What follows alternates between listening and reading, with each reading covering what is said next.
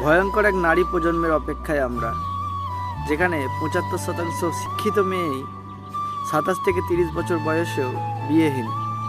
Career গড়ার নেশায় এরা এমন একটি সংকট তৈরি করছে যে আগামী ৫ বছরে প্রায় লাখ লাখ মেয়ে বিয়েহীন অবস্থায় থাকবে। সেই সব মেয়েরা তাদের যৌবনের চাহিদা, আবেগ, ভালোবাসা হারানোর ফলে সংসারে স্বামীর মন জয় করার পরিবর্তে স্বামীরই প্রতিদ্বন্দ্বী হয়ে উঠবে। আর সেই সব মেয়েদের স্বামীরাও তাদের মধ্যে আনুগত্য, কমলত্ব, নারীত্ব না পেয়ে তাদের প্রতি অসহ্য হয়ে উঠবে। আর তখন সংসারটা টেকানো অসম্ভব হয়ে যাবে। কারণ সেই সব মেয়েরা ৩০টা বছর পুরুষদের সাথে টেক্কা দিতে দিতে, পুরুষদের সাথে কাটিয়ে নিজেই পুরুষে বিবর্তিত হয়ে গেছে।